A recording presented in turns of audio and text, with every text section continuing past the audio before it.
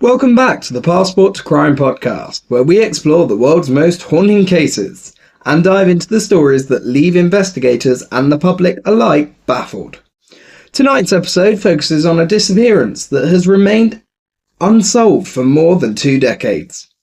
It's a case that raises more questions than answers, a mystery that still haunts those who have tried to uncover the truth. But before we begin, a quick disclaimer. This podcast discusses real-life cases with mature themes, including crime, disappearance, and speculation. Listener discretion is advised. Now, onto the case. A young woman crashes her car on a cold February night. A witness sees her standing beside it, seemingly unhurt. She refuses help, claiming she has already called for roadside assistance. 10 minutes later, the police arrive, and she is nowhere to be found. There are no tracks leading into the woods, no signs of any struggle, and no confirmed sightings after that night. Was she running from her past? Was she taken? Or did she just choose to disappear forever? This is the case of Maura Murray. The days leading up to her disappearance.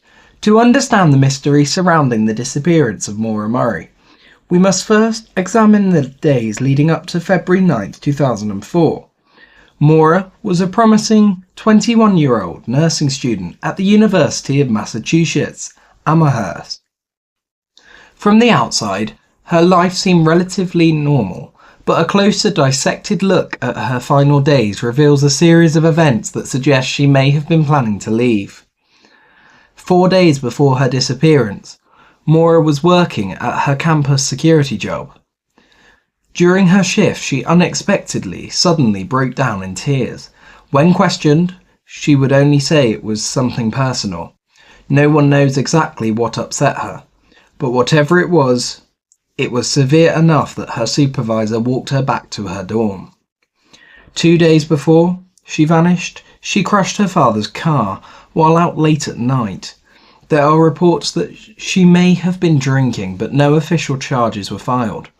The accident seemed to shake her, yet no one could have predicted that within 48 hours she would disappear completely.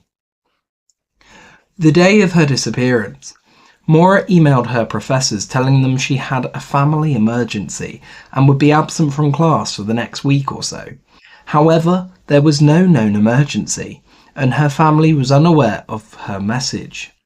She then packed up her belongings, withdrew a small amount of cash, and purchased alcohol. Hours later, she was driving through New Hampshire.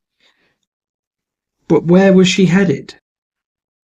The crash, around 7:30 p.m., on the dark and winding roads of Haverhill, New Hampshire.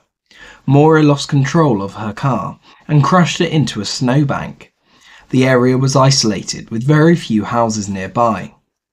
A school bus driver, Butch Atwood, spotted her and stopped to offer help, but Maura declined, insisting she had already called the AAA.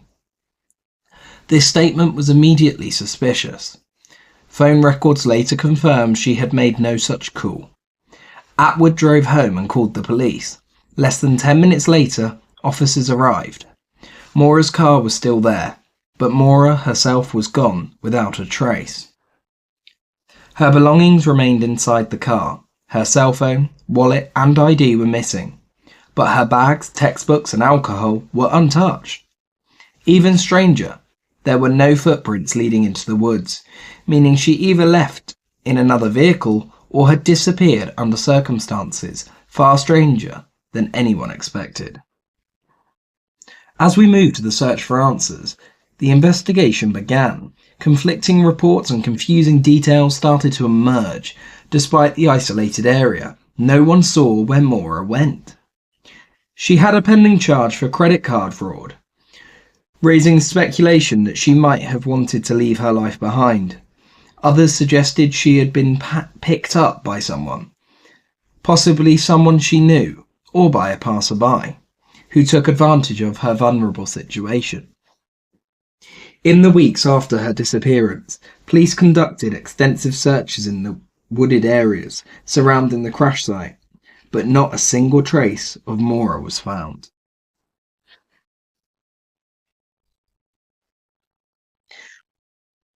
Then strange developments surfaced. Some locals claimed to have seen Maura days after her disappearance at a convenience store. Others believe she may have been running from a danger no one knew existed. To this day, no one can confirm where she went or why she left in the first place. So what are the current theories people have come up with? With no confirmed sightings and no concrete evidence, the internet has long tried to piece together what happened to Maura. Over the years, the theories have ranged from logical to outright bizarre cases. The first theory suggests that Maura disappeared voluntarily. This would mean she had planned to leave and successfully started a new life under a different identity.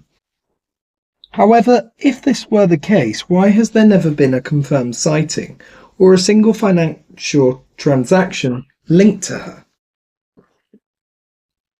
The second theory revolves around foul play. Some investigators believe she was picked up by someone after the crash and met a tragic fate. There was a report of an unknown vehicle spotted near the accident, but this lead was never confirmed. The final theory suggests she may have wandered into the woods after the crash. Some believe she may have succumbed to the freezing temperatures, but if that were the case, why was there no trace of her ever found? Years later, police received a possible confession from a man on his deathbed, but they later stated they could not verify the validity of his claims. The mystery only deepened. What do you think? What do you think happened to Maura Murray? Did she choose to leave? Did she meet the wrong person at the wrong time? Or is this case hiding something deeper than any of us realise? If you have a theory, drop it in the comments.